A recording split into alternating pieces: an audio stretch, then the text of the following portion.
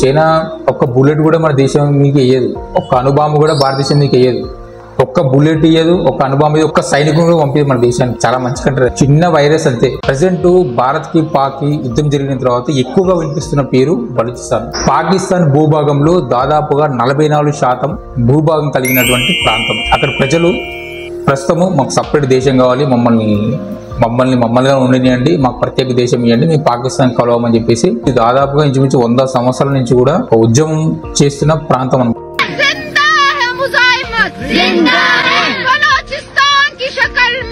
మనకి 1947 స్వాతంత్రానికన్నా ముందు ఈ ఇప్పుడున్న పంజాబ్ అంటే పాకిస్తాన్ లో ఉన్న పంజాబ్, సింధు, పిఓకి, తర్వాత భారతదేశ సంఘంలో ఉన్న బంగ్లాదేశ్, ఇవన్నీ ఒకటే ప్రాంతం. వీటంతా అన్ని కూడా ఒకటే ప్రావిన్స్ కింద ఉండేది. మొత్తం బ్రిటిష్ పరిపాలన ఉండేది అనమాట. సో ఆ టైంలో బలూచిస్తాన్ అనేది ఒక నవాబ్ పరిపాలించేవాడు, ఆయన అహ్మద్ యార్ ఖాన్ చివరి నవాబు బలూచిస్తాన్ కి. మనకి స్వాతంత్రం ఇచ్చేటప్పుడు బ్రిటిష్ వారు ఏం చేశారంటే మత ప్రాతిపదికన 2 దేశాలకు విడగొట్టడం జరిగింది అనమాట.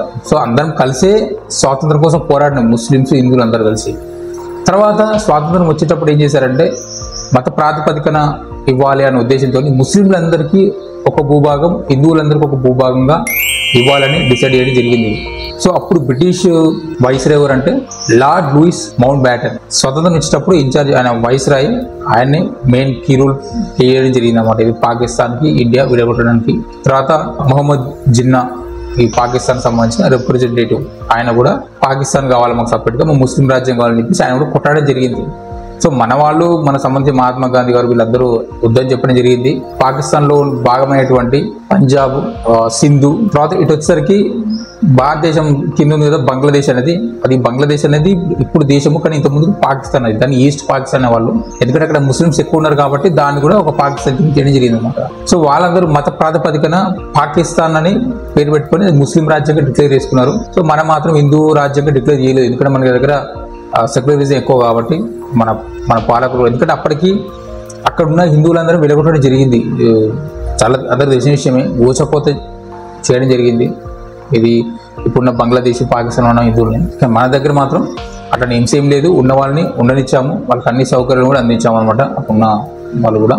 సో ఆ టైంలో ఈ లార్డ్ లూయిస్ మౌంట్ బ్యాటన్ ఎవరైతే వైస్రాయ్ ఉన్నాడో ఆయన ఈ మొహమ్మద్ జిన్నాతో కలిసి ఎంతో ప్రిపేర్ చేసి సపరేట్గా ఈ ముస్లింలకు ఇవ్వాలని చెప్పేసి ఒక మత చిచ్చు పెట్టి వెళ్ళిపోవడం జరిగింది అనమాట. 1947లో చివరి నవాబ్ అయినటువంటి బలూచిస్తాన్కి అహ్మద్ యార్ ఖాన్, ఆయన ఏం చేశాడంటే మేము అప్పటి నుంచి కూడా ఇండిపెండెంట్గా ఉన్నాము, ఇప్పుడు ఒకవేళ స్వాతంత్రం ఇస్తే కూడా మేము ఇండిపెండెంట్ అంటే బలూచిస్తాన్ సపరేట్ దేశంగా ఉంటుంది, మమ్మల్ని దీంట్లో కలపొద్దు, మేము సపరేట్గా ఉంటాము, మా ప్రజలు ప్రజాహితంగా మా ప్రజలు ఎన్నుకున్న ప్రభుత్వం వస్తుంది, నవాబ్ పాలన లేకుండా పర్లేదు అని చెప్పేసి అప్పుడు నవాబే ముందుకు వచ్చి కొట్టాడడం జరిగింది అనమాట. సో ఇక్కడ ట్విస్ట్ ఏంటంటే ఇప్పుడు మనకి ఇక్కడ తెలంగాణ అంటే ఇప్పుడు ప్రస్తుతం తెలంగాణ, ఇంతకుముందు హైదరాబాద్ ఉండేది. హైదరాబాద్కి బలూచిస్తాన్కి సేమ్ పెద్ద తేడా ఏం లేదు. సో ఇక్కడ ఏంటంటే హైదరాబాద్ ఉన్న ప్రజలు ఏం చేశారంటే మమ్మల్ని దేశంలో కలపంటారా బాబోయ్, మాకు ఈ నవాబ్ పాలన వద్దు అని చెప్పేసి మనం కొట్లాడినాం. బలూచిస్తాన్లో రివర్స్, అక్కడ ప్రజలు ఏం చేశారంటే మాకు పాకిస్తాన్ వద్దురా బాబోయ్, మేము మళ్ళీ కలవము, మమ్మల్నిగానే ఉండేవండి, మేము సపరేట్ దేశంగా ఉండి మేము పరిపాలించుకుంటాము, మా పాలన మాకే కావాలని చెప్పేసి అక్కడ కొట్టడం జరిగింది. సో పాకిస్తాన్ సంబంధించిన లీడర్ ఎవరైతే ఉన్నాడో ఈ మొహమ్మద్ జిన్నా, బలూచిస్తాన్ అనేది కొంచెం ఎడారి ప్రాంతం అయినప్పటికీ కూడా వనరుల పరంగా అంటే ఖనిజ సంపదకి, వనరులకి, గ్యాస్కి, ఆయిల్కి, బంగారానికి ఎక్కువగా లభ్యమయ్యే ప్రాంతం అది. అక్కడ ఏం చేశారంటే ఒకవేళ మనం ఈ బలూచిస్తాన్ వాళ్ళు అగైనెస్ట్ ఉన్నారు కదా పాకిస్తాన్లో కలవకుండా, ఒకవేళ మనం బలూచిస్తాన్ని కనుక వదిలేస్తే మనకి ఏమీ ఉండదు, ఈ పంజాబ్ సింధులో పెద్ద ఏమి ఉండవు అని చెప్పేసి ఖచ్చితంగా బలూచిస్తాన్ కలపాలనే ఉద్దేశంతో బలవంతంగా అక్కడున్న ప్రాంత ప్రజలకు కానీ, అక్కడ నాయకులకు కానీ, అక్కడున్న అధికారులకు కానీ ఇష్టం లేకున్నప్పటికీ కూడా బలవంతంగా సైనికులని పంపించి అడ్డం వచ్చిన వాళ్ళందరినీ ఖతం చేసి బలవంతంగా దాన్ని పాకిస్తాన్లో విలీనించడం జరిగింది. అప్పటి నుంచి కూడా ఇప్పటి వరకు కొట్లాడుతూనే ఉన్నారు అక్కడ ఉన్న ప్రజలు. సో పాకిస్తాన్ ప్రభుత్వం అఫీషియల్గా బలూచిస్తాన్ని మార్చి 17 నాడు 1948లో అఫీషియల్గా దాంట్లో కలిపేయడం జరిగింది పాకిస్తాన్లో. సో అదే విషయాన్ని కూడా డిక్లేర్ చేయడం జరిగింది ఇంటర్నేషనల్ లెవెల్. బంగ్లాదేశ్, బలూచిస్తాన్, పంజాబ్, సింధు ఇవి అన్నీ కూడా పాకిస్తాన్ భూభాగం కిందనే వాళ్ళు డిక్లేర్ చేయడం జరిగింది. ఇంకొక ఆశ ఏముండే అంటే మన దేశంలో ఉన్న హైదరాబాద్ ప్రాంతాన్ని కూడా పాకిస్తాన్ కింద డిక్లేర్ చేయాలని చెప్పేసి చాలా ప్రయత్నాలు చేసినారు. తెలంగాణ ప్రజలు కనుక ఒకవేళ కనుక వీళ్ళు అగనెస్ట్ గా కాకపోయి ఉంటే నవాబ్కి డెఫినెట్ గా ఇది మరో పాకిస్తాన్ అయ్యి ఉండేది ఖచ్చితంగా. పాకిస్తాన్ వాళ్ళు ట్రై చేశారు, ఎందుకంటే ఇక్కడ నవాబు ఆరో నవాబు పాకిస్తాన్ వాళ్ళతో టచ్ లో ఉండడం, వాళ్ళకి సంబంధించిన ఆయుధాలు కూడా కొనడం అంతా హిస్టరీ. 1970కి వచ్చేసరికి ఏం జరిగిందంటే ఈ క్లాష్ వచ్చినాయి. ఏది బంగ్లాదేశ్, ఇప్పుడు ఏదైతే మన బంగ్లాదేశ్ అని ఉందో మనకి ఇక్కడ మన సాంకల, అది బంగ్లాదేశ్ కాదు పాకిస్తాన్, ఈస్ట్ పాకిస్తాన్ అనేవాళ్ళు, దీన్ని లెఫ్ట్ సైడ్ ఈ వెస్ట్ పాకిస్తాన్ అనేవాళ్ళు. ఈ ఇద్దరికి మధ్యన పొలిటికల్ గా కొంచెం క్లాషెస్ వచ్చినాయి అనమాట. అంటే పొలిటికల్ కొంచెం విభేదాలు వచ్చినాయి. అంటే ఇక్కడ ఉన్న ప్రాంతం వాళ్ళు అక్కడ ఉన్న ప్రాంతం వాళ్ళు ఎవరు పరిపాలించాలి ఇక్కడక్కడ అనేది. సో మనకి బంగ్లాదేశ్కి ఇప్పుడు పాకిస్తాన్కి బార్డర్ చూసుకుంటే మొత్తం మనకి మధ్యలో మన భారతదేశం అనేది 1600 కిలోమీటర్ డిస్టెన్స్ ని కవర్ చేస్తాయి అనమాట. అంటే ఈ బంగ్లాదేశ్ బార్డర్ కి పాకిస్తాన్ బార్డర్ కి మధ్యలో డిస్టెన్స్ 1600 కిలోమీటర్లు. సో ఈ అక్కడ ఏం చేశారంటే ఇప్పుడు ఇక్కడున్న ప్రాంతం వ్యక్తి కనుక పవర్ లోకి వస్తే అక్కడ ప్రాంతాన్ని మాత్రం అభివృద్ధి చేసుకుంటాడు, ఇక్కడ ప్రాంతం ఉన్న వాళ్ళ పవర్ లోకి వస్తే ఇక్కడ మాత్రమే అభివృద్ధి చేసుకుంటారు అని చెప్పేసి ఇక్కడ వాళ్ళు కొంచెం క్లాషెస్ రావడం జరిగింది. ఆ టైంలో నేషనల్ అవామీ పార్టీ అని ఒక పార్టీ ఏర్పడ్డది. ఆ పార్టీ ఏం చేసిందంటే బంగ్లాదేశ్ కోసం అంటే మాకు సపరేట్ దేశం కావాలి అని చెప్పేసి కొట్లాడడం జరిగింది. ఎందుకంటే అప్పటికి కూడా బలూచిస్తాన్ లో ఒక స్వాతంత్రం కోసం పోరాడుతూనే ఉన్నారు. సో దాన్ని దృష్టిలో పెట్టుకుని బంగ్లాదేశ్ వాళ్ళు ఏం చేశారంటే బలూచిస్తాన్ కూడా ఇంత పోరాడుతుంది కదా, మనం ఎందుకు సపరేట్ దేశంగా ఉండొద్దు, అక్కడ ఇక్కడ అడ్మినిస్ట్రేషన్ ఇబ్బంది అవుతుంది కదా అని చెప్పేసి నేషనల్ అవామీ పార్టీ అని ఒక పార్టీ ఆవిర్భవించి లీడ్ తీసుకొని బంగ్లాదేశ్ కోసం పోరాడింది. అయినా బంగ్లాదేశ్ ఈ రోజు ఏర్పడడానికి కారణం మన భారతదేశం. బంగ్లాదేశ్ కోసం మన సైనికులు వాళ్ళ ప్రాణం అర్పించి ఆ దేశాన్ని సాయం చేశారు. మన దేశం కనుక 1971లో ఇందిరాగాంధీ ప్రైమ్ మినిస్టర్ ఉన్నప్పుడు మన దేశం కనుక వాళ్ళకి సాయం చేయకపోయి ఉంటే వాళ్ళకి బంగ్లాదేశ్ అని ఉండేది కాదు, ఇప్పుడు కూడా పాకిస్తాన్ ప్రాంతమే ఉండేది. కానీ అంత సాయం చేసినప్పుడు కూడా మనకే ఎసరు పెడతారు. సో ఆ బలూచిస్తాన్ ప్రజలు కూడా మా బంగ్లాదేశ్ ప్రజలే అని చెప్పేసి వీళ్ళు నేషనల్ అవామీ పార్టీ నుంచి కూడా వీళ్ళు కొంతమంది పోరాటం చేయడం జరిగింది. కానీ అప్పుడున్న పాకిస్తాన్ సైనిక చర్య ద్వారా మీకు బంగ్లాదేశ్ కదా మళ్ళీ దీన్ని దొరికేది కోసం అని చెప్పేసి ఇక్కడున్న నేషనల్ అవామీ పార్టీకి సంబంధించిన కొంతమంది నాయకులను కార్యకర్తలను కూడా చంపేసి అక్కడున్న ఏదో బలూచిస్తాన్ లో లోయలో పడేసారని చెప్పేసి ఆ మధ్య ఊహాగానాలు కూడా చాలా వచ్చినాయి. సో అట్లా పోరాడుతూనే ఉన్నారు. 2000 సంవత్సరంలో BLE అంటే బలూచ్ లిబరేషన్ ఆర్మీ అని, BRA బలూచ్ రిపబ్లిక్ ఆర్మీ అని, BLF అంటే బలూచ్ లిబరేషన్ ఫెడరేషన్ అని ఇట్లా రకరకాలుగా ఏర్పడి జరిగింది, అంటే బలూచిస్తాన్ స్వతంత్రం కోసం. సో అప్పటి నుంచి కూడా పాకిస్తాన్ ప్రభుత్వానికి ఎగనెస్ట్ గా పోరాడుతూనే ఉన్నారు. ఈ మధ్య కాలంలో ఇంకా పోరాటం ఉధృతి కావడానికి కారణం ఏంటంటే మెయిన్ చైనా. ఈ చైనా ఎప్పుడైతే పాకిస్తాన్ లో అడుగుపెట్టిందో అప్పుడు బలూచిస్తాన్ లో ఇంకా పోరాటాలు ఉధృతంగా పెంచారన్నమాట. కారణం ఏంటంటే చైనా అనేది CPEC ద్వారా అంటే ఎకనామికల్ కార్డ్ అని చెప్పేసి ఈ CPEC అని చెప్పేసి ఈ ప్రాజెక్ట్ తీసుకోవడం జరిగింది. ఆ ప్రాజెక్టులు దేనికోసమే అంటే యాక్చువల్ గా ప్రాజెక్ట్ ద్వారా దానికి వచ్చే ఒరిగేది ఏం లేదు. చైనా టార్గెట్ ఏంది? ఇండియా, భారతదేశాన్ని ఎదగనీయకూడదు. ప్రపంచంలో ఉన్న 3 దేశాలే పవర్ఫుల్ దేశాలు, ఒకటి America, 2 Russia, 3 China. Next powerful countries list లో ఉన్న దేశం మన దేశం భారతదేశం. సో మెయిన్ భారతదేశం యొక్క ఎకనామిక్ పవర్ ఉండేది సీపోర్ట్ సంబంధించి అరేబియా సముద్రం. ఈ అరేబియా సముద్రంలోనే హైయెస్ట్ బిజినెస్ జరిగే ప్రాంతం దేశం సంబంధించి. మన దేశాన్ని కాకుండా అంతే పోర్టు అంతే నౌకాశ్రయం కలిగి ఉన్న ప్రాంతం గ్వాదర్ పోర్ట్. ఈ గ్వాదర్ పోర్ట్ ఎక్కడుంది? బలూచిస్తాన్ లో ఉంది.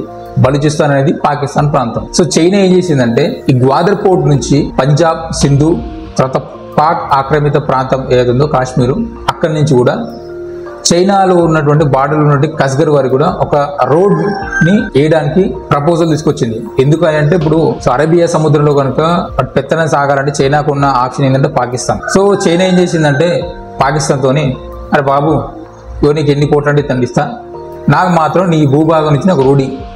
ఈ కస్గర్ నుంచి POK అంటే పాక్ ఆక్రమిత కాశ్మీర్ నుంచి పంజాబ్, సింధు, ఆ తర్వాత బలూచిస్తాన్లోని గ్వాదర్ పోర్ట్ వరకు కూడా నేను రోడ్ వేసుకుంటా, నీ డెవలప్మెంట్కి కొన్ని లక్షల కోట్లు ఇచ్చేస్తా, నువ్వు రోడ్లు వేసుకుంటావా, లైట్లు వేసుకుంటావా, స్కూల్ కట్టించుకుంటావా, కాలేజ్ కట్టించుకుంటావా, ఏం చేసుకుంటా వేసుకో, నేను డబ్బులు ఇస్తా, నీకు ఇన్వెస్ట్మెంట్ చేస్తా.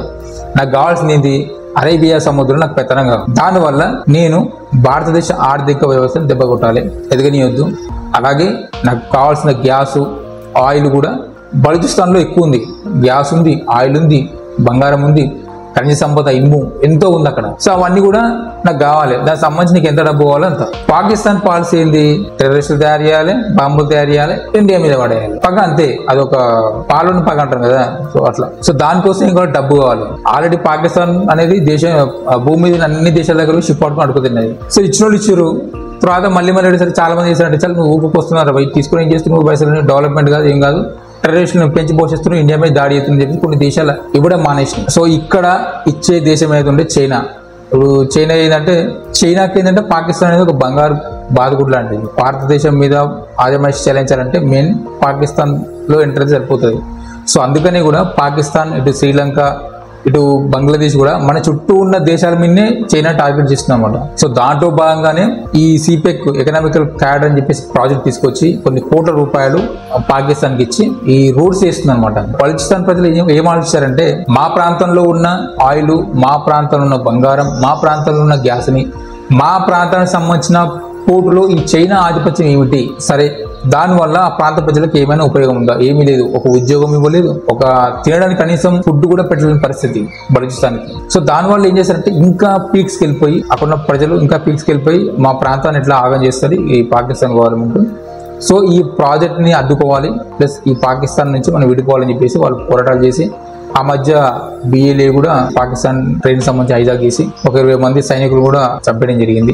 ఈ సీన్ జరిగేటప్పుడు ఎప్పుడైతే పాకిస్తాన్ సంబంధించిన టెర్రరిస్టులు మన దేశంలోని పహల్గాం ప్రాంతానికి వచ్చి మన దేశ ప్రజలను మతం అడిగి, హిందువులైతే చాలు భార్య పిల్లలు ఉన్నప్పటికీ కూడా, పిల్లలు చూస్తున్నప్పుడు కూడా నిర్దాక్షిణ్యంగా దారుణంగా కాల్ చంపడం జరిగింది. సో ఇమ్మీడియట్ గా గవర్నమెంట్ రెస్పాండ్ అయ్యి ఇండస్ వాటర్ ని నిలిపేయడం జరిగింది. ఎండబెట్టాలి కదా, బాగా తిండి పెడితేనే ఎగురుతారు ఎవరైనా సరే, ఎండ పెడితే మూసుకుంటారు. సో మెయిన్ గవర్నమెంట్ కూడా అదే ఆలోచించింది, ఫస్ట్ వీళ్ళకి ఈ కట్ చేయాలి అని చెప్పేసి వాటర్ కట్ చేసింది. ఆ తర్వాత ఆపరేషన్ సింధూర్ పేరుతో టెర్రరిస్ట్ క్యాంపులు ఎక్కడెక్కడైతే ఉన్నాయో అక్కడ దాడి చేయడం జరిగింది. దానికి రియాక్ట్ గా పాకిస్తాన్ కూడా ఇక టర్కీకి సంబంధించిన డ్రోన్లు, మిసైల్స్, చైనా సంబంధించిన మిసైల్స్ కూడా తీసుకొచ్చేయడం జరిగింది. అది గాలిలోనే కలిసిపోయినాయన్ని.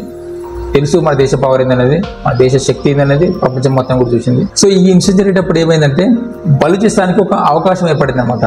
ఓహో, పాకిస్తాన్ ఓడిపోయింది, సో ఇప్పుడు మనకి స్వతంత్ర ప్రకటించే అవకాశం వచ్చిందని చెప్పేసి మే 15 ఆ టైంలోనే బలూచిస్తాన్ ప్రజలు ఏం చేశారంటే మొత్తం బలూచిస్తాన్లో ఉన్న పాకిస్తాన్ జెండాలన్నీ తీసేసి బలూచిస్తాన్ సంబంధించిన ఇండిపెండెంట్ ఫ్లాగ్స్ పెట్టడం జరిగింది. అన్ని ఆ ప్రాంతంలో ఎక్కడైతే వాళ్ళు ఉందో వాళ్ళందరూ కూడా ఆ పాకిస్తాన్ జెండాలు లేకుండా, పాకిస్తాన్ అడ్మినిస్ట్రేషన్ లేకుండా మొత్తం ఆక్రమించుకోవడం జరిగింది. ఆక్రమించుకొని ఈ మీర్యార్ బలోచ్ అని ఎవరైతే రచయిత ఉన్నాడో ఆయన ఎక్స్లో పోస్ట్ చేసి, మేము బలూచిస్తాన్కి స్వతంత్రం ప్రకటించుకున్నాం, ఇక్కడ నుంచి ఇది పాకిస్తాన్ కాదు, ఇది బలూచిస్తాన్ అని చెప్పేసి ఆయన ఎక్స్లో పోస్ట్ చేయడం జరిగింది. సో అలాగే రిక్వెస్ట్ కూడా ఇండియాకు రిక్వెస్ట్ చేయడం జరిగింది. సో ఇక్కడ ఏంటంటే మెయిన్ మనకు అంత ధైర్యం ఎక్కడంటే ఇండియా ఫస్ట్ ఆఫ్ ఆల్, ఏది ఏమైనా సరే అంత తెలిసిన విషయమే. ఎందుకంటే మనం ఎప్పుడైతే పాకిస్తాన్ ఓడగొట్టినామో వాళ్ళకు ధైర్యం వచ్చింది, ఓకే మనకు ఒక్క ఇండియా మనకి తోడుంటే సరిపోతుంది, మనం దేశం ఏర్పడొచ్చిందని చెప్పేసి వాళ్ళు అనుకున్నారు. మా బలూచికి సంబంధించిన రాయబార కార్యాలయాన్ని మీ ఢిల్లీలో పెట్టుకోండి, మీ దేశం సంబంధించిన రాయబార కార్యాలయం మా ప్రాంతంలో ఏర్పాటు చేయని చెప్పేసి రిక్వెస్ట్ చేయడం జరిగింది. అలాగే ఐక్యరాజ్య సమితి కూడా పీస్ఫుల్ ఆర్మీని పంపేయమని చెప్పేసి రిక్వెస్ట్ చేయడం జరిగింది. ప్రపంచ దేశాలకు అందరూ కూడా ఎక్స్ వేదికగా రిక్వెస్ట్ చేయడం జరిగింది. సో అంత ఈజీగా ఒక దేశాన్ని అంత ఈజీగా గుర్తించారనుకోండి. సో ఇక్కడ ఏమైందంటే అస్తమానం భారతదేశాన్ని ఎట్లా అటాక్ చేయాలి, ఎట్లా టెర్రరిస్ట్ పంపించాలి అని చెప్పేసి ఆలోచించే పాకిస్తాన్కి ఇప్పుడు ఏమైందంటే ఈ బలూచిస్తాన్ ఎక్కడ చేజారిపోతుందని చెప్పేసి భయం పట్టుకుంది. దానికి కారణం ఎవరు? పాకిస్తాన్ వాళ్ళు. పహల్గాం అటాక్ చేయడం, తర్వాత మన దేశంతో యుద్ధం చేయడం, ఓడిపోవడం, ఈ సీన్ జరిగిన తర్వాతనే అవతల ప్రాంతానికి ఒక ధైర్యం వచ్చింది. పాకిస్తాన్ ఓడగొట్టే దేశం ఉంది పక్కనే, వాళ్ళు మనకు సపోర్ట్ ఇస్తే మన దేశం ఏర్పడుతుందని చెప్పేసి వాళ్ళు ధైర్యం వచ్చి వాళ్ళు తిరగబడ్డారు. సో దాంట్లో భాగంగా ఒక 11 మంది సైనికులు కూడా బార్డర్లో లేపేయడం జరిగింది బలూచిస్తాన్ ఆర్మీ వాళ్ళు. ఎట్లా మన దేశం ఇండస్ వాటర్ ఆపేసింది. తర్వాత ఇక్కడ బలూచిస్తాన్ వాళ్ళు కొట్లాడుతున్నారు. ఇక్కడ చైనా పరిస్థితి ఏంది? కొన్ని కోట్ల రూపాయలు పాకిస్తాన్ ఇన్వెస్ట్మెంట్ జరిగింది. ఒకవేళ కనుక బలూచిస్తాన్ ఇండిపెండెంట్ దేశంగా ఏర్పడితే ఫస్ట్ దెబ్బతినే చైనా. ఎప్పుడైతే పహల్గాం దాడి కనుక పాకిస్తాన్ మన దేశంపై చేయకపోతే మనం తిరిగి అటాక్ చేసేవాళ్ళం కాదు. సో అలాగే అక్కడ బలూచిస్తాన్ కూడా వాళ్ళ యొక్క పోరాటం అనేది ఉధృత అయ్యేది కాదు. గిలిగించుకుంటారు కదా అనవసరంగా. సో బలూచిస్తాన్ వాళ్ళు కూడా ఇప్పుడు ప్రజెంట్ వాళ్ళ టార్గెట్ ఏంటంటే మాకు ఇండియా సపోర్ట్ ఇస్తే బాగుండని. మనము ఒక దేశానికి, పాకిస్తాన్ సంబంధించి ఒక దేశానికి ఆల్రెడీ సపోర్ట్ ఇచ్చాం. ఏది? బంగ్లాదేశ్కి మనం సపోర్ట్ ఇచ్చి దానికి ఒక దేశంగా మనమే, ఇండియా లేకపోతే అసలు బంగ్లాదేశ్ వచ్చేది కాదు. అయినా ఏమైనా చివరికి మనం ఇన్ని చేస్తున్నారు. సో సేమ్ భవిష్యత్తులో కూడా బలూచిస్తాన్ కూడా అలా కావచ్చు, చెప్పలేము. సరే ఇప్పుడు వాళ్ళ అవసరానికి కొద్దీ ఇండియాని రిక్వెస్ట్ చేయొచ్చు. ఎంత విడిపోయినప్పటికీ కూడా పాకిస్తాన్, బలూచిస్తాన్, బంగ్లాదేశ్ అన్ని మూడు ఒకటే. భారతదేశం బలూచిస్తాన్కి సపోర్ట్ చేయదు ఇండిపెండెంట్ గా కంట్రీగా ఉండడానికి. ఒకవేళ చేసే ఉద్దేశం ఉంటే ముందు మనం ఒకవేళ మనం కనుక ముందు పడ్డాం అనుకోండి, ఫస్ట్ మనం టార్గెట్ చేసే కంట్రీ తెలుసా? చైనా. అప్పుడు మనకు చైనాకి శత్రుత్వం ఏర్పడుతుంది. ఎందుకంటే చైనా ఏం భావిస్తుంది, భారతదేశానికి తెలుసు నేను ఇన్వెస్ట్మెంట్ చేసినని. సో ఈ బలూచిస్తాన్ కనుక వీళ్ళు సపోర్ట్ ఇచ్చారు ఉంటే వాళ్ళ టార్గెట్ ఏంది, మేము ఎకనామికల్ గా లాస్ కావాలనే ఉద్దేశంతో వీళ్ళు బలూచిస్తాన్కి సపోర్ట్ ఇస్తారని చెప్పేసి చైనా మనతోని వార్ చేస్తుంది. సో చైనా అంటే యుద్ధమే చేయదు. చైనా ఒక్క బుల్లెట్ కూడా మన దేశం మీకు వేయదు, ఒక్క అణుబాంబు కూడా భారతదేశం మీకు వేయదు, ఒక్క బుల్లెట్ ఇయ్యదు, ఒక్క అణుబాంబు ఒక్క సైనికుడు కూడా పంపించదు మన దేశానికి. చాలా మంచి కంట్రీ అది, ఏం చేయదు.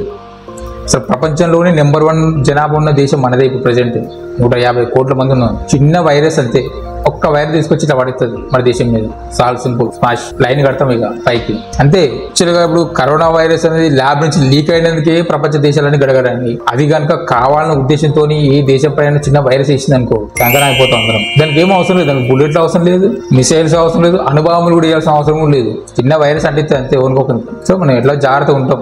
సో మెయిన్ ఎందుకంటే మనకు వైరం పెట్టుకోము, మనకు అనవసరం కూడా, మన అభివృద్ధితో మనం చేసుకుంటాం. ఒకవేళ ఇయ్యాల్సి వస్తే కూడా వేరే కంట్రీ అయినా 2-3 కంట్రీలు ముందుకు వచ్చి, ఫర్ ఎగ్జాంపుల్ ఆఫ్ఘనిస్తాన్ కానీ ఈ రష్యా కానీ ఎవరైనా ఈ పెద్ద పెద్ద పవర్ఫుల్ కంట్రీస్ వచ్చి సరే ఓకే బలూచిస్తాన్ మేము రికగ్నైజ్ చేస్తున్నాము ఇండిపెండెంట్ కంట్రీగా అని చెప్పేసి వస్తే గుంపులో పోయిందిలాగా మనం కూడా చేయొచ్చు, ఓకే ఓకే అన్నట్టుగా.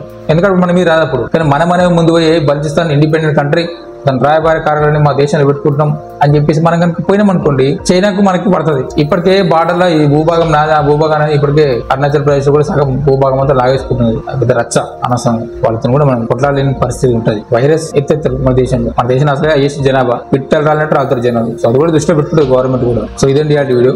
నా వీడియో వస్తే లైక్ చేయండి, షేర్ చేయండి, ఛానల్ సబ్స్క్రైబ్ చేయండి. Thank you for watching. జై హింద్.